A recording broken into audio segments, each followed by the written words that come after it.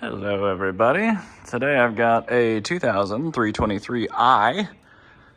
I think it's actually a sport pack, 5-speed, but it's a friend of mine's daily driver.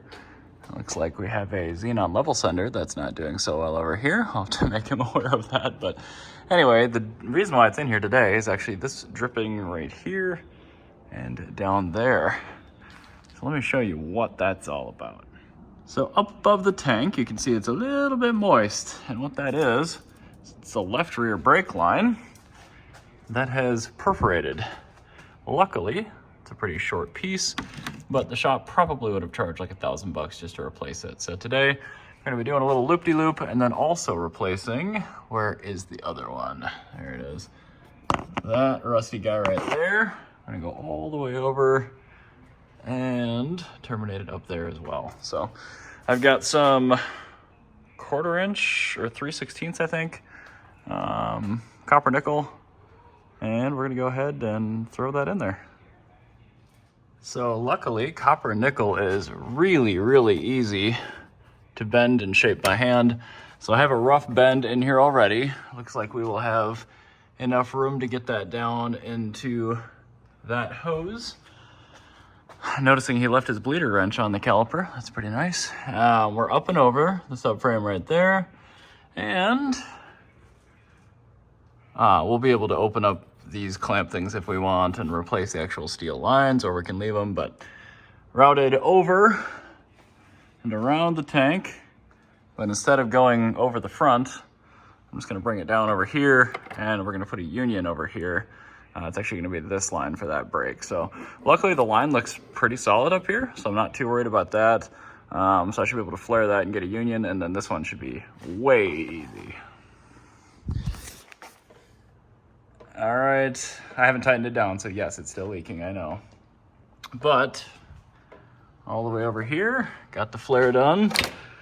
So again, these are rough bends right now. I will pull off the wheel and tire once we're ready to bend that up final. But let's go ahead and handle this side next, get an approximate bend done, and get this severed as well. Get that flared, get a union on there, see what we can do.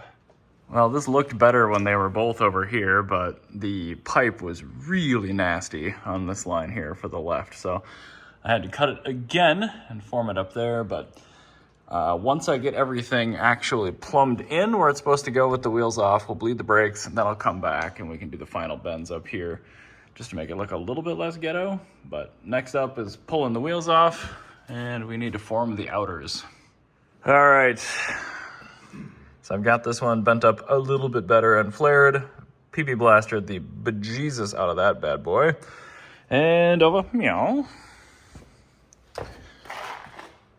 We are also double bubbled and PB blastered, so fingers crossed. These are pretty crusty. And there we have it. I had to sever the old line and use an extractor to get it out of the soft line, but it actually looks pretty okay now.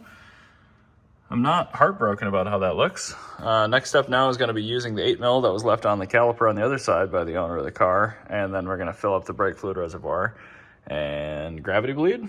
And then we'll bleed it for real if it doesn't leak. Oh God. Focus, you fuck. That made it worse. There we go. There's some air. Shocking. Weird. Strange. Well, as far as we can tell, there are no leaks. Everything bled out. But I'll have to have him just keep an eye on everything and make sure. So I do see a lot of dribbling on these fittings, but everything's wet under here. And the old line was just pissing everywhere. So I think all that came down from the old severed line. But I'll dry it off before he goes. But yeah, everything's looking okay. We did run into a few issues, but all things considered, really not that bad. I think that's all she wrote for today. We won't leave the 8mm on the caliper this time. Everything should be hunky-dory. And just like that, it is back down, and it has 4 functioning brakes.